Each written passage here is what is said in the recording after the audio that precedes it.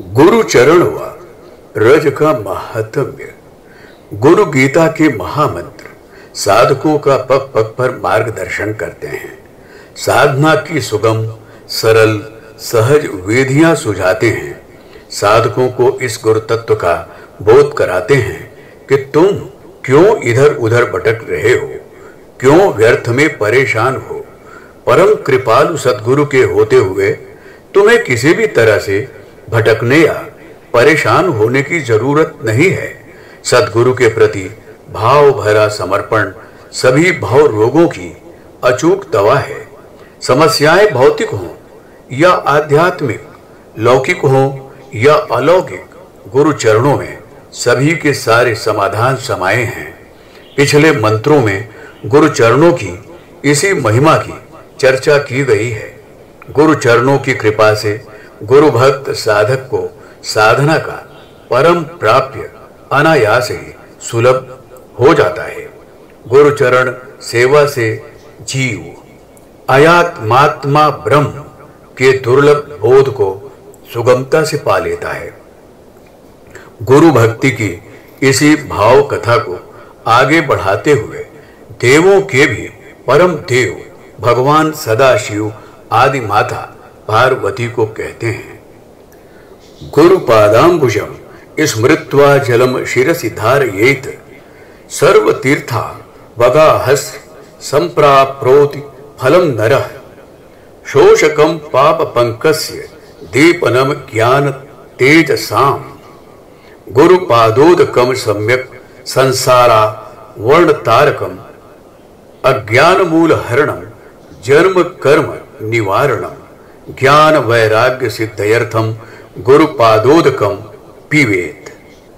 सतगुरु के चरणों का स्मरण करते हुए जल को सिर पर डालने से मनुष्य को सभी तीर्थों के स्नान का फल प्राप्त होता है। श्री गुरु चरणों का जल पाप पंख को सुखाने वाला और ज्ञान तेज के दीपक को प्रकाशित करने वाला है। गुरु चरण जल की महिमा से मनुष्य ठीक तरह से संसार सागर को पार कर जाता है। गुरु चरणों का जल पीने से अंतर्भूमि में गहराई से जमा हुआ अज्ञान का महावृक्ष जड़ से उखड़ जाता है। जन्म कर्म के बंधन का निवारण होता है। गुरु पादोदक के पान से साधक को ज्ञान वैराग्य की सहज सिद्धि होती है। भगवान भोलेनाथ के मुख से उच्चरित ये महामंत्र गहरे और गहन भावों से भरे हुए हैं। इनका श्रवण और पठन संभव है। सामान्य जनों को कुछ अतिशयोक्ति जैसा लगे, किंतु जो साधक इस पर मनन और निधिध्यासन करेंगे उन्हें इन महामंत्रों से सत्य और रित की प्रकाश किरणें फूटती अनुभव होंगी। इस अनुभूति के क्षणों में उन्हें ऐसा लगेगा कि जो कुछ इन मंत्रों में है वह तो मात्र संकेत है, यथार्थ तो कहीं और भी अधिक विस्तृत और विराट है। इसे सुस्पष्ट रीति से समझाने के लिए इन पंक्तियों में एक गुरु भक्त साधक की अनुभूति कथा प्रस्तुत की जा रही है। यह अनुभूति कथा संपूर्णतया सत्य है। यह सत्य घटना श्री अरविंद आश्रम पांडिचेरी के श्रेष्ठ साधक गंगाधरण के बारे में है। अभी कुछ ही वर्षों पूर्व वह अपनी पार्थिव देह को छोड़कर अपने सद्गुरु के चरणों में विलीन हुए। बातचीत के क्रम में उन्होंने अपने साधना में जीवन का रहस्य बताते हुए कहा कि श्रेष्ठ सुगम किंतु सर्वाधिक फलदायी एवं प्रभावोत्पादक साधना अपने सद्गुरु के चरणों का चिंतन और ध्यान है। उन्होंने बताया कि जब मैं पांडिचेरी आश्रम महर्षि अरविंद के पास आया उस समय मेरी उम्र मात्र 17 साल थी। पढ़ा लिखा कुछ खास था नहीं, सामान्य तमिल बोल पाता था। जिस समय वह अपना अनुभव बता रहे थे उस समय उनकी आयु लगभग 87 साल थी। तो अपने जीवन के बारे में बताते हुए उन्होंने कहा, श्री अरविंद से पहली बार मिलने पर उन्होंने पूछा, तुम यहाँ क्यों आए हो और क्या चाहते हो? उनके इन सवालों के जवाब में मैंने कहा, प्रभु, मैं नहीं जानता कि मैं क्यों आया हूँ, नहीं मालूम मेरी चाहत क्या है। वैसे तो मैं काफी गरीब हूँ, पर मैं इतना कह सकता हूँ कि मैं यहाँ केवल रोटी खाने के लिए नहीं आया। इस सरल उत्तर पर श्री अरविंद बहुत प्रसन्न हुए। उन्होंने माताजी से कहा कि यह लड़का अपने योग के लिए तैयार है। इसके बाद गंगाधरन जी को आश्रम के कामों में लगा दिया गया। नाली साफ करना, गौशाला की सफाई करना जैसे साधारण काम उन्हें करने पड़ते थे।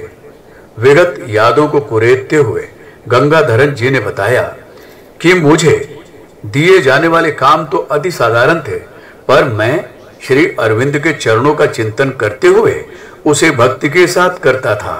काम के प्रति मेरा यही भाव था कि मैं आश्रम के साधारण काम नहीं बल्कि अपने सद्गुरु की व्यक्तिगत सेवा कर रहा हूं। दिन, महीने और साल बीतते गए। एक बार जन्म दिवस के अवसर पर माताजी से मिलना हुआ। प्रेम पूर्वक आशीष देते हुए माताजी ने पूछा, बोल, तुझे जन्मदिन के अवसर पर क्या चाहिए? उत्तर में मैंने विनम्रता से कहा, माँ, यदि आप कुछ देना चाहती हैं तो मुझे आप अपनी और श्री अरविंद की चरण रज और आप दोनों का चरण जल दीजिए। इस भक्तिपूर्ण आग्रह को माताजी ने स्वीकार कर लिया। फिर तो हर वर्ष जन्मदिन के अवसर पर यह क्रम बन गया। बाद में चरण रज को सामान्य धूल में मिलाकर और चरण जल को गंगा जल में मिलाकर रखने की मेरी आदत बन गई। बीतते वर्षों के साथ श्री अरविंद ने शरीर छोड़ दिया। माताजी भी नहीं रही, परंतु जिस किसी तरह मेरे पास उनकी चरण रज एवं चरण जल विद्यमान था।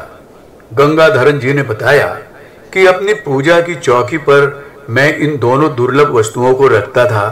इन्हीं के पास पूजा वेदी पर श्री अरविंद के दोनों महाग्रंथ लाइफ डिवाइन एवं सावित्री भी सजाकर रखे थे। श्री अरविंद एवं मां के महानिर्वाण के बाद इन दिव्य वस्तुओं की पूजा मेरे जीवन का आधार बन गई। पढ़ा लिखा ना होने के कारण और करता भी क्या, लाइफ डिवाइन एवं सावित्री को समझ सकने लायक बुद्धि भी तो नहीं थी मेरी। सद्गुरु चरण रज एवं सद्गुरु चरण जल के साथ इनकी पूजा मेरा नित्य क्रम था। साथ ही आश्रम के कामों को भी गुरु भक्ति समझकर करता था। एक दिन अपने सद्गुरु के बारे में सोचते हुए गंगाधरन जी का हृदय भर आया। वह सोचने लगे कि 17 साल की आयु में आए थे और 80 से ज्यादा उम्र होने जा रही है, परंतु अभी तक कोई विशेष अनुभूति नहीं हुई। यही सोचकर वह पूजा स्थली पर गुरु चरण रज एवं चरण की पूजा करते हुए प्रार्थना करने लगे। हे अंतर्यामी गुरुदेव, हे जगन्माता, मैं तो आपका अज्ञानी बालक हूं, पढ़ना लिखना भी ढंग से नहीं जानता। जो आपने अपना दिव्य ज्ञान लिखा है उसे मैं पढ़ भी नहीं सकता। हे सर्वसमर्थ प्रभु, मुझे तो बस आपकी कृपा का भरोसा है। उनकी यह भाव भरी प्रार्थना अनवरत चलती रही। आंखों से आंसू झरते रहे। पता नहीं कितनी देर तक यह क्रम चला। उन्हें होश तो तब आया जब स्वयं श्री अरविंद एवं माताजी अपने अति मानसिक शरीर से उनके पास आए। अति मानसिक प्रकाश से उनका कण कण भर गया। श्री अरविंद ने कृपा करके उन्हें अति मानसिक जगत की दिव्य अनुभूतियां प्रदान की। अपने इस संस्मरण का उपसंहार करते हुए गंगाधरन ने कहा, मुझे तो सब कुछ गुरु चरणों की रज एवं जल ने दे दिया। यह सत्य कथा हमारे आपके जीवन की भी सत्य कथा बन सकती है। सद्गुरु चरणों की महिमा है ही कुछ ऐसी। पुस्तक गुरु गीता, लेखक डॉक्टर प्रणव पंड्या। हमारे YouTube चैनल को सब्सक्राइब करें और बेल आइकन को दबाएं ताकि आपको नोटिफिकेशंस मिलते रहें।